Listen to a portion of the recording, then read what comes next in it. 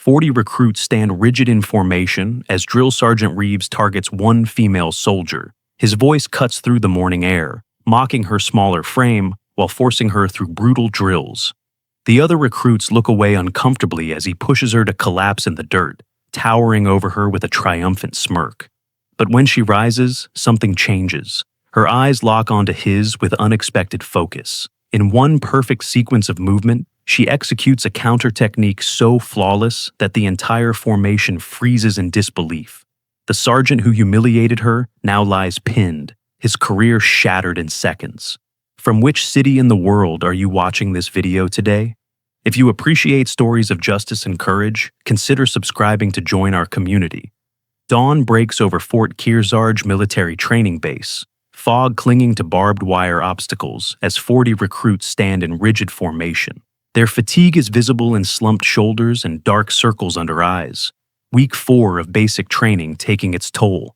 Dust swirls around polished boots as instructors pace before them, like predators eyeing wounded prey. Among the recruits stands Briar Winters, slightly smaller than those around her, but with perfect posture and alert eyes that miss nothing. Unlike her fellow trainees, whose exhaustion seems bone-deep and genuine, there's something performed about her fatigue, as if she's deliberately matching the others rather than actually struggling. Drill Sergeant Lachlan Reeves moves through the formation with calculated intimidation. His methods go beyond tough. They're methodically cruel, designed to break rather than build.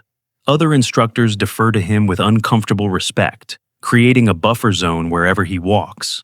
Today separates those who belong in uniform from those playing dress-up, Reeves announces, voice carrying across the training ground without needing to shout. His eyes deliberately linger on the female recruits as he adds, "Standards don't care about your feelings or your gender. They don't bend for anyone." During morning drills, Reeves singles out Briar for a perceived weakness in form. "Recruit Winters thinks she's special," he announces to everyone. "Let's see how special your push-ups are while everyone else holds plank position." As the other recruits strain to maintain their positions, Briar performs the punishing exercise with a regulation count. A close-up reveals her breathing pattern is deliberately regulated, her form perfect despite apparent fatigue. Reeves notices this inconsistency, his suspicion visibly growing as he circles her. "Not struggling enough, Winters?" he asks, placing his boot near her hand. "Maybe you need more motivation." Briar maintains her focus, responding only with a regulation, "Yes, Sergeant," that seems to irritate Reeves further. Something about her controlled response suggests this isn't her first encounter with intimidation tactics. Throughout the day, Reeves intensifies his focus on Briar, assigning her additional duties and equipment weight. During an obstacle course, he deliberately positions himself to critique her every move while ignoring male recruits with visibly poorer performance. "You're 3 seconds slower than minimum standard, Winters," he barks when she completes the wall climb perfectly. Again. In the mess hall that evening, fellow female recruit Sutton Ellis slides onto the bench across from Briar, her tray clattering softly on the metal table. "You're handling him better than most," Sutton offers quietly, glancing around to ensure they're not overheard. Briar studies her briefly. "I'm not handling anything, just doing what's required." "Well, whatever you're doing, keep doing it," Sutton responds. He always picks one. Last cycle, it was Mercer. She quit in week 6 after what he did during night exercises. Their conversation ends abruptly when Reeves appears at their table, singling out Sutton for a uniform violation that requires immediate correction. As Sutton leaves her meal untouched, Briar notices bruises on her wrist, the telltale signs of additional training that some female recruits mysteriously require. Later that night in the barracks, when others have fallen into exhausted sleep, Briar quietly documents observations in the coded shorthand, in a small notebook concealed in her mattress. She writes with practiced efficiency, using military time notations and location codes that suggest professional training beyond basic recruit knowledge. Before returning the notebook to its hiding place, she removes a small photo hidden in her boot, a young woman in graduation attire, face partially visible with a striking resemblance to Briar. She studies it briefly, expression softening for just a moment before her professional mask returns. From across the training ground the following day, Lieutenant Finola Adair watches the morning drills with particular attention, her focus repeatedly returning to Briar. She makes notes on a tablet, expression neutral but attentive, especially during Reeves's interactions with female recruits. "Lieutenant, you're needed at command," another officer informs her, breaking her concentration. "Just finishing observation notes," she responds, making a final entry before following him. In the command office, Lieutenant Adair reviews recruit performance metrics with Base Commander Colonel Prescott, a weathered man in his 60s whose ramrod posture suggests decades of military discipline. Female washout rate is 38% higher than standard under Sergeant Reeves, Adair notes neutrally, similar to the pattern at Fort Jameson and Camp Harriman. "Statistical anomalies happen, Lieutenant," Prescott responds without looking up from his paperwork. "Reeves produces exceptional soldiers from those who make it through." "Yes, sir," Adair acknowledges, expression carefully neutral. "Permission to continue monitoring training metrics?" "Granted," Prescott agrees disinterestedly. "Just don't disrupt the training cadence."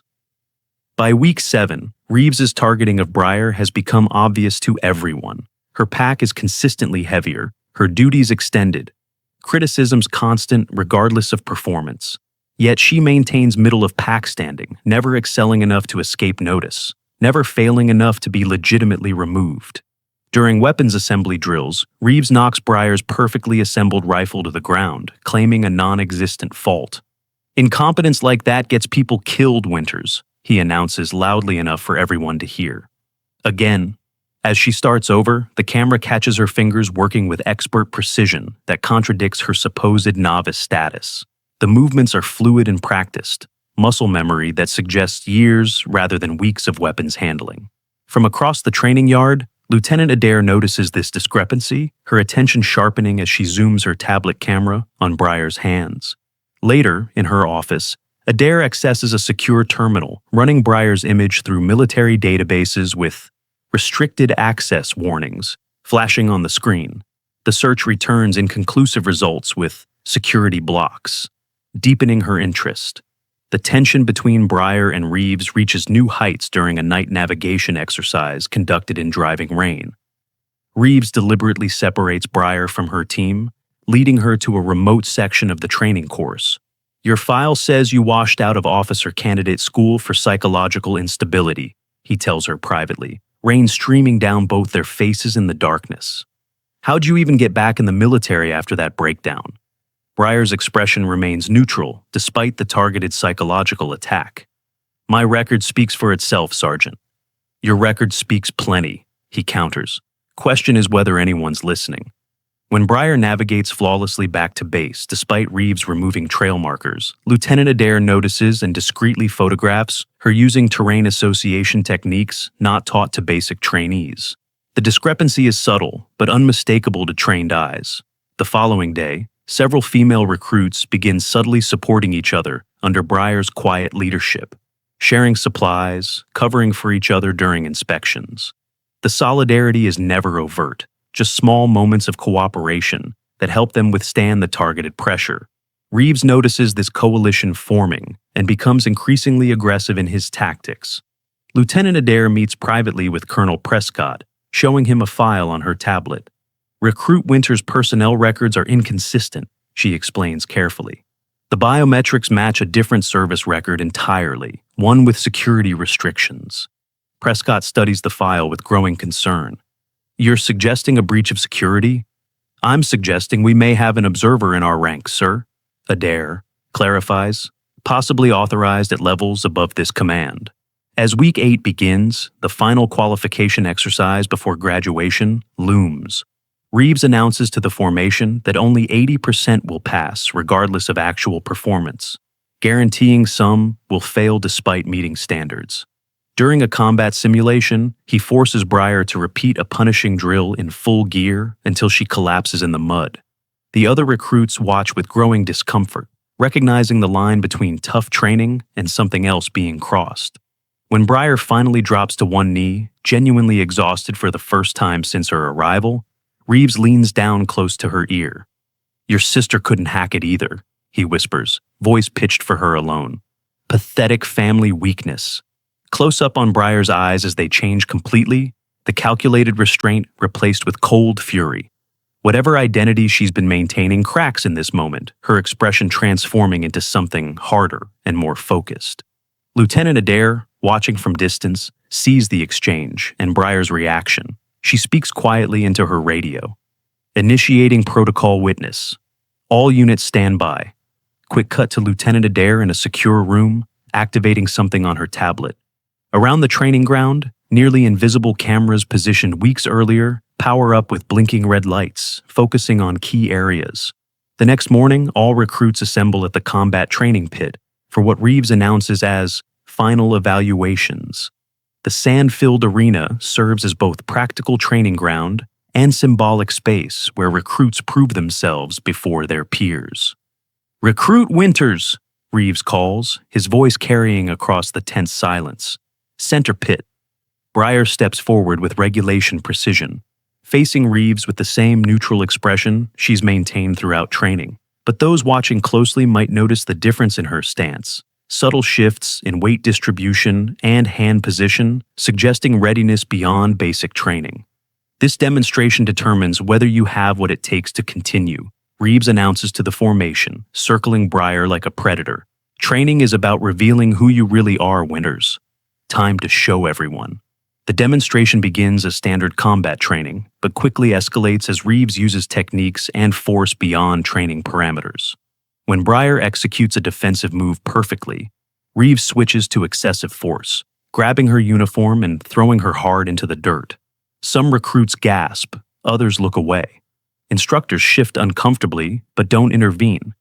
"That's what happens when you don't belong here," Reeves announces to the formation as Breyer lies in the dirt. Some people need to learn their place. But as he turns away, assuming victory, Breyer plants her hands in the dirt and rises with completely different body mechanics than she's shown before. Her entire demeanor transforms, military, restraint giving way to something more focused and lethal. In one fluid sequence of movements only possible with advanced combat training, she counters Reeves's next attack with perfect technique, using his own momentum against him. The maneuver isn't brutal or excessive, just precisely executed with a level of skill impossible for a basic trainee. The formation stands in shocked silence as Reeves finds himself effectively pinned, unable to break her hold without risking injury. His expression shifts from confidence to confusion to dawning realization that something has gone terribly wrong. "That's enough," comes a commanding voice from the edge of the training pit. Colonel Prescott strides forward with Lieutenant Adair beside him, tablet in hand showing active video feeds. "Major Breyer Winters, Military Criminal Investigation Division," Prescott announces. "Stand down." The words land like artillery among the recruits. Breyer releases Reeves immediately and stands at attention, confirming her rank with a crisp, "Yes, Colonel." Reeves scrambles to his feet, face contorted with rage and humiliation. "What the hell is this?" Colonel Prescott addresses the stunned formation. Major Winters has been conducting an authorized undercover investigation into reported patterns of targeted harassment and physical abuse of trainees across multiple facilities. Her findings will be presented to Military Justice Command. Lieutenant Adair activates a large screen on the training ground, showing surveillance footage from throughout the training cycle. Multiple incidents of Reeves's abuse beyond acceptable training standards play in sequence, including private conversations where he admits to targeting female recruits specifically to force them out. "This is ridiculous," Reeves sputters. "These recruits weren't meeting standards. Everything I did was approved training protocol." Was isolating recruit Ellis for special instruction resulting in those bruises approved protocol? Adair asks coldly. Was using private information about Major Winters' sister to psychologically target her approved protocol? Sutton Ellis steps forward from formation, followed by 3 other female recruits, finally willing to testify about additional training sessions that crossed into physical and psychological abuse. Military police arrive to escort Reeves for questioning, his protests falling on increasingly unsympathetic ears as the evidence mounts. The formation remains at attention, processing the revelation that transforms their understanding of the past 8 weeks. In Prescott's office later, Breyer explains her personal motivation while changing into her proper uniform with Major's insignia. "My sister Larkin was a recruit at Fort Jameson last year," she begins, placing the photograph on his desk. She reported harassment through proper channels, but her complaints were buried. When she persisted, she was isolated for attitude adjustment training. 3 days, worst, later, she took her own life. She places a file beside the photo. The investigation into her death was closed in 72 hours. Failure to adapt to military lifestyle, the report concluded. But her journal told a different story. Colonel Prescott reviews the documentation with visible regret. How did you get authorization for this operation? This crosses jurisdictional boundaries. I didn't initially, Breyer admits. I began gathering evidence independently after the official investigation was closed. When I had enough to establish pattern behavior across multiple facilities, I approached General Carrington at Criminal Investigation Command. She authorized the undercover operation after finding statistical anomalies in female washout rates at several bases. Prescott studies her with newfound respect. Your sister's case wasn't the first, was it? No, Breyer confirms, but we're making it the last. Later that day, Colonel Prescott formally addresses the recruit formation, acknowledging the leadership failure that allowed the abuse to continue. The military's greatest strength is not our weapons or technology, but our people. How we train them reflects who we are as an institution and as a nation. He gestures Breyer forward, now dressed in her proper uniform with major's rank insignia. Major Winter's actions remind us that true courage includes standing against injustice, even when that injustice wears the same uniform you do. The entire formation, instructors and recruits, render a formal salute, acknowledging Breyer's service and sacrifice. For many of the female recruits, it's the first time they've witnessed such clear recognition that their treatment was wrong and that someone with authority finally believed them. 3 months later, graduation day arrives for the recruits of Training Company Delta. The ceremony takes place on the same grounds where they have struggled and grown. But the atmosphere has transformed. Colonel Prescott presides with Major Breyer Winters, now openly serving as training oversight officer, watching with quiet pride as Sutton Ellis and others receive their insignia. The soldiers before you today have been tested beyond measure, Colonel Prescott announces to the assembled families and officers, not just by the rigorous standards we rightfully demand, but by flaws in our own system that they helped expose and correct. He continues with formal announcement of new oversight protocols and reporting systems being implemented across all basic training facilities following the investigation's findings. Several other instructors from different bases have been removed from duty, creating institutional change that extends far beyond Fort Kearsarge. After the ceremony, Sutton approaches Breyer, extending her hand formally before shifting to a heartfelt embrace. "Thank you for believing us when nobody else would," she says, voice thick with emotion. "You did the hard part," Breyer responds. "Standing up after being knocked down takes more courage than most understand." Sutton reaches into her pocket and returns the photo Breyer had shown her during the investigation. Breyer with her sister Larkin at Larkin's high school graduation before tragedy struck. "She would be proud of what you did," Sutton tells her, "and what you're continuing to do." 6 months after the Reeves incident, Breyer sits in a military review board meeting at the Pentagon, presenting findings from the expanded investigation that followed her undercover operation. The pattern repeats across 17 training facilities, she explains to the assembled generals and civilian oversight committee members. Targeted abuse of female recruits, systematic burial of complaints, instructors transferred rather than disciplined when issues become too obvious to ignore. On the screen behind her, statistics tell the story in stark detail. Female washout rates 40% higher under certain instructors. Complaints disappearing from official records, and most disturbingly, suicide attempts at twice the rate in units with documented harassment patterns. This isn't about making training easier, Breyer clarifies, addressing the skepticism visible on some faces. Our data shows training facilities with proper oversight actually produce more combat-ready graduates with fewer injuries and psychological issues. General Carrington, who had authorized Breyer's original undercover mission, leans forward. "What do you propose as a solution, Major?" "A comprehensive overhaul of training oversight," Breyer responds without hesitation. "Independent reporting channels for abuse allegations, regular psychological evaluation of instructors, and most importantly, accountability that can't be buried by command hierarchy." The review board's recommendations are adopted with unprecedented speed. Driven by public and congressional pressure, she's appointed to head the newly established Military Training Ethics Division, tasked with implementing and enforcing the Winters standards across all branches, named in honor of her sister. Her first official act is to visit Arlington National Cemetery, where her sister has received proper recognition. The headstone now reads, PFC Larkin Winters, whose courage continues to serve. Breyer places her sister's posthumously awarded service medal against the stone, fulfilling a promise made a year earlier. It's done, Larkin, she says quietly. Not just for you, but for all of them.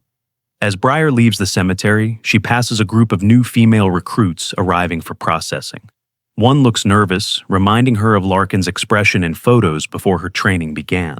Breyer gives her a simple nod of encouragement that visibly strengthens the young woman's resolve. The changes initiated at Fort Kearsarge spread throughout the training command. Military facilities across all branches begin, implementing the Winters standards for instructor oversight and recruit protection. What began as one officer's personal quest has expanded into systemic reform that will protect generations of recruits. At the newly established Ethics Division headquarters, wall displays show declining incident rates and improved performance metrics under the new standards. Most telling is the data showing female retention rates normalizing, while combat readiness evaluations improve, disproving claims that addressing abuse would somehow weaken military effectiveness. Despite the overwhelming success, pockets of resistance remain, particularly among older training officers who insist the new methods are softening recruits. At a contentious commanders meeting, Colonel Reed from Fort Benning voices what others only imply. These regulations hamstring instructors' ability to prepare soldiers for combat reality, he argues. The battlefield doesn't care about feelings. The standards aren't about feelings, Colonel, Breyer responds evenly. They're about effectiveness. Breaking people doesn't make them stronger. It just makes them broken. To settle the debate empirically, Breyer proposes a comparative training exercise. 2 groups of 30 recruits matched for physical ability and aptitude undergo parallel training tracks. One using traditional high-pressure methods, the other following the Winters standards.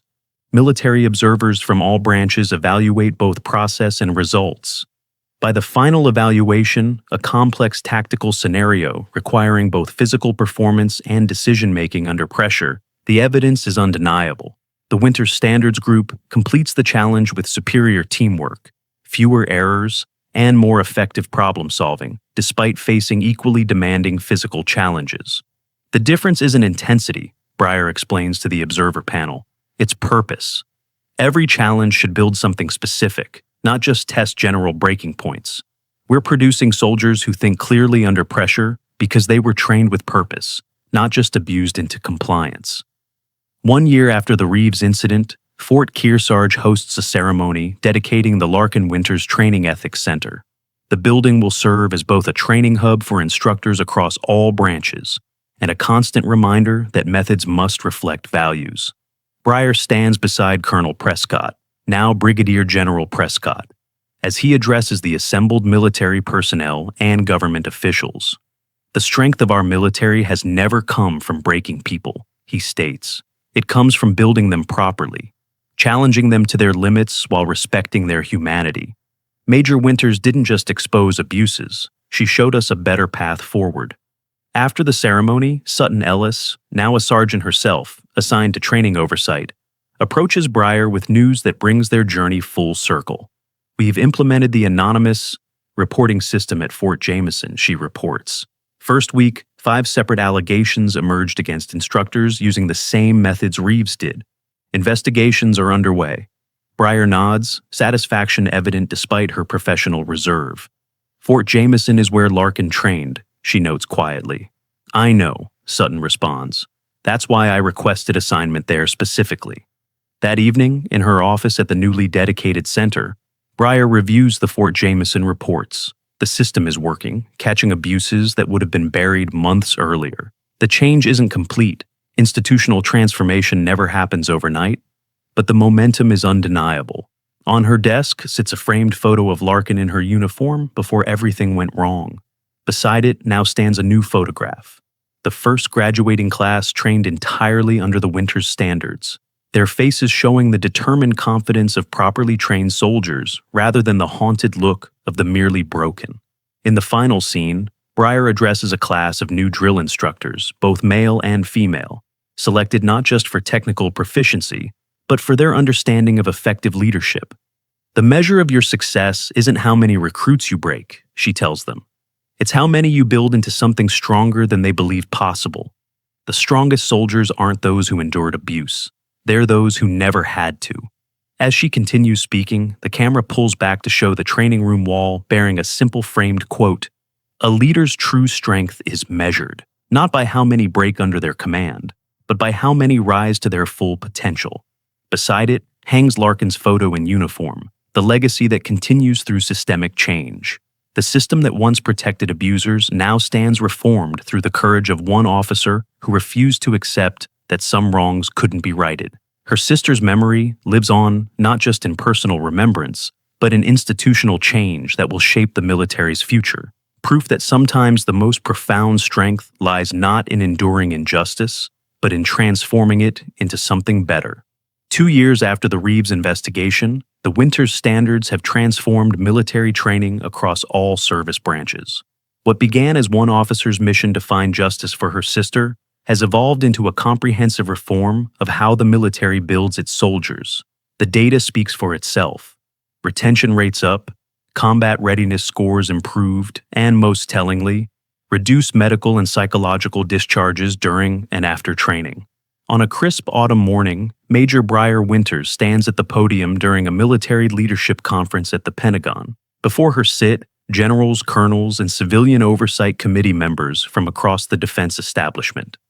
On the screen behind her, comparative performance metrics from traditional versus reformed training methods tell a clear story of success. The core principle isn't complicated, Breyer explains. Challenge without cruelty, discipline without degradation, standards without abuse. Our soldiers face real enemies in the field. They shouldn't face them in training. In the front row, General Carrington nods with satisfaction. As the original authorizing officer for Breyer's undercover operation, she had taken political risk, supporting what many had dismissed as a personal vendetta. The results have vindicated that decision many times over. After the presentation, Breyer is approached by a congressional representative on the Armed Services Committee. "Major Winters, we're considering legislation to codify these standards into law," she tells Breyer. "Would you testify before the committee next month?" "Of course, Representative," Breyer agrees, "though I hope someday such laws won't be necessary, because the culture itself rejects abuse as a training method. Culture change takes time," the representative acknowledges. "Laws help that process along." Later that day, Breyer visits the Military Justice Command Center, where the expanded investigations into training abuse continue. What started with Sergeant Reeves has expanded to reveal systemic problems across multiple facilities. 13 instructors have been removed from duty, 5 faced court-martial, and 2 training-based commanders were forced into early retirement for enabling abuse under their command. Lieutenant Colonel Marcus Tennyson, head of the investigation task force, briefs her on recent findings. "We're seeing the pattern was more widespread than initially believed," he explains, gesturing to a map showing affected bases, "but also seeing rapid improvement where the Winters standards have been implemented." "Any remaining holdouts?" Breyer asks, studying the data. "A few pockets of resistance," Tennyson admits, "mainly among older commanders who see the reforms as undermining traditional methods. Camp Riverdale remains particularly problematic." Breyer recognizes the name immediately. "That's where Sergeant Holloway transferred after being cited for excessive methods at Fort Jameson." "Exactly. He's now Master Sergeant Holloway, with 3 formal complaints already buried by local command. The pattern is familiar, the same one that failed her sister. Instructors with problematic histories simply move to new facilities where commanders value their toughness without examining their methods. It's exactly the system weakness the Winters standards are designed to address." "I'll handle Camp Riverdale personally," Breyer decides. "Some people need to see the evidence firsthand." 2 weeks later, Breyer arrives at Camp Riverdale unannounced, credentials from Military Training Ethics Division, securing her immediate access despite the base commander's obvious discomfort. She observes training sessions throughout the day, noting the stark contrast between companies with different instructors. Some operate with professional discipline, others with barely disguised cruelty masquerading as toughness. Master Sergeant Holloway's company trains in the afternoon. His methods are immediately recognizable to Briar: the same psychological targeting, the same deliberate humiliation, the same pattern of isolating female recruits for special correction. She watches from a distance as he singles out a young woman named Private Nadira Rhodes, using racially tinged comments about her ability to adapt to American military standards, despite Rhodes being a third-generation soldier. When Briar approaches afterwards, Holloway's defensiveness is immediate. "With respect, Major, my methods produce results. These recruits need to understand the world isn't fair, and enemies won't respect their feelings." "Show me your washout statistics by demographics, Sergeant," Briar requests. "Training isn't about equal outcomes," he counters. "It's about equal opportunity to meet the standard." "Then you won't mind explaining why female recruits wash out at triple the rate in your company compared to others on this base?" Briar responds, producing data from her tablet. "Equal opportunity should produce roughly equal success rates among equally qualified candidates." That evening, Briar meets with Camp Riverdale's commander, Colonel Wesley Drummond, a traditionalist known for his resistance to the winter's reforms. "Major, I understand your personal investment in these reforms," Drummond begins condescendingly. "But Camp Riverdale produces exceptional soldiers under my command. I won't apologize for maintaining standards while other facilities soften them." "Show me your combat readiness evaluations for graduates over the past year," Briar requests, her tone professionally neutral, despite the implicit dismissal of her expertise. When Drummond produces the reports, Briar overlays them with national averages from bases fully implementing the winter's standards. Camp Riverdale's results are notably inferior, despite Drummond's claims. "Your graduates score lower in team cohesion, tactical decision-making under pressure, and mission adaptability," she points out. "The only metrics where they excel are rote procedures and individual physical standards." "Those are core competencies," Drummond insists. "They're baseline requirements," Briar corrects. "Combat effectiveness requires more, particularly in modern asymmetric warfare scenarios. Your training model is producing soldiers for a type of warfare that no longer exists." The conversation grows increasingly tense until Briar delivers her final assessment. "Colonel Drummond, as of 0800 tomorrow, Training Ethics Division observers will embed with every company at Camp Riverdale. Any instructor found violating the winter's standards will be immediately relieved pending investigation.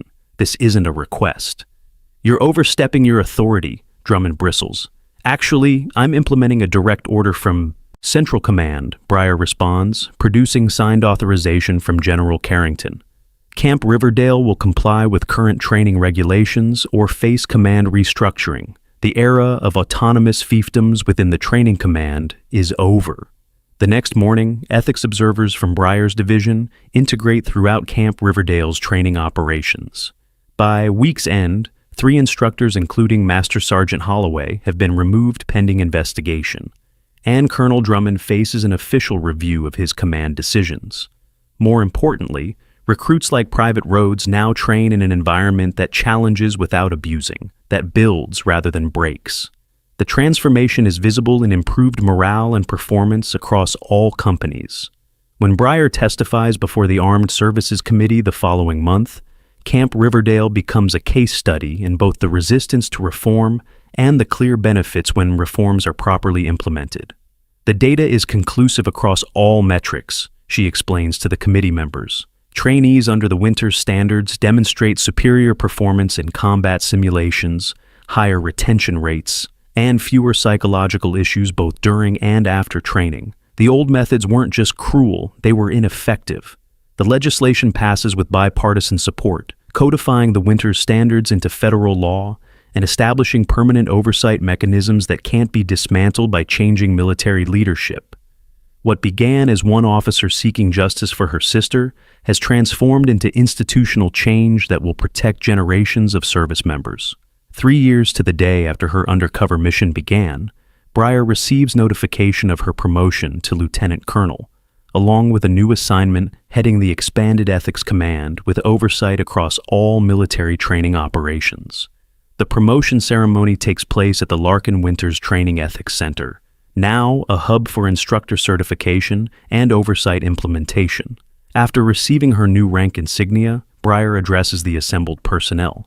This promotion honors not just my work, but the courage of every service member who spoke up against abuse disguised as training. Most especially, it honors my sister Larkin, whose death might have remained just another statistic if not for those willing to challenge a broken system. In attendance are many familiar faces: Sutton Ellis, now heading her own training oversight unit, Lieutenant Colonel Adair, who first supported Breyer's undercover investigation, and, most surprisingly, several former instructors who initially resisted the reforms, but now serve as advocates after seeing the improved results. After the ceremony, Breyer is approached by a young lieutenant she doesn't immediately recognize. "Ma'am, you probably don't remember me," the woman begins. "I was at Fort Kearsarge when you were undercover. Private Michael's back then." Breyer studies her face, memory clicking into place. "Third Squad struggled with the rifle qualification until Sergeant Cooper provided proper instruction." The lieutenant smiles, surprised to be remembered. "Yes, ma'am. I wanted to thank you, not just for what you did then, but because I'm an instructor now. The standards you established gave me a model for leadership I could believe in. I have 15 recruits graduating next week who would have washed out under the old system. This, more than any promotion or commendation, is the validation that matters most to Breyer, the evidence that systemic change outlives individual effort, that reforms properly implemented become the new standard for those who follow." That evening, Breyer makes what has become an annual pilgrimage to Arlington National Cemetery. At Larkin's grave, now properly marked with recognition of her service and sacrifice, she places a small stone, as is her tradition. "The system that failed you has been remade," she tells her sister's memory. "Your name now represents protection rather than vulnerability." As she walks back through the rows of headstones, Breyer passes a group of fresh recruits visiting as part of their orientation before beginning basic training. Their faces show nervous anticipation rather than fear, a distinction that would have seemed minor before her investigation, but now represents everything the reforms have accomplished. One young woman among them catches Breyer's eye, reminding her of Larkin's expression in photos before everything went wrong. But this recruit will train under different circumstances, with standards that demand excellence without requiring dehumanization. That builds strength through purpose rather than through breaking. In her office at the expanded Ethics Command headquarters, Breyer reviews the latest national training statistics. The data confirms what anecdotal evidence had already suggested.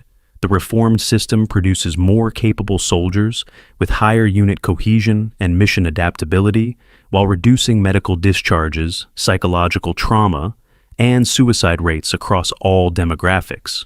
The wall of her office bears two simple items: the frame photograph of Larkin in uniform, and beside it, the quote that has become the unofficial motto of the Ethics Command: "A leader's true strength is measured not by how many break under their command, but by how many rise to their full potential."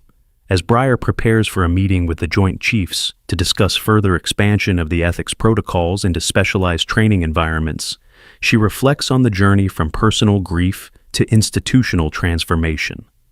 The systems that resist change are powerful, protected by tradition and institutional inertia, but they are not immovable when confronted with both moral clarity and empirical evidence.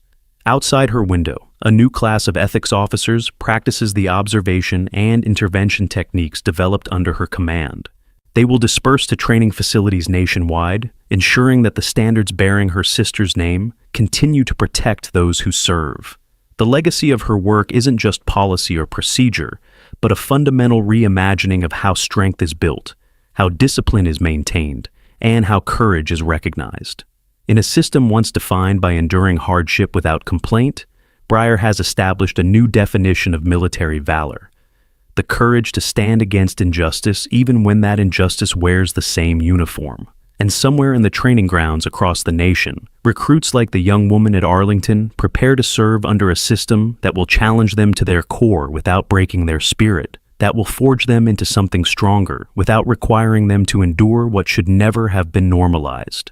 That transformation, from a culture of silence to a culture of accountability, stands as the true measure of how far they've come.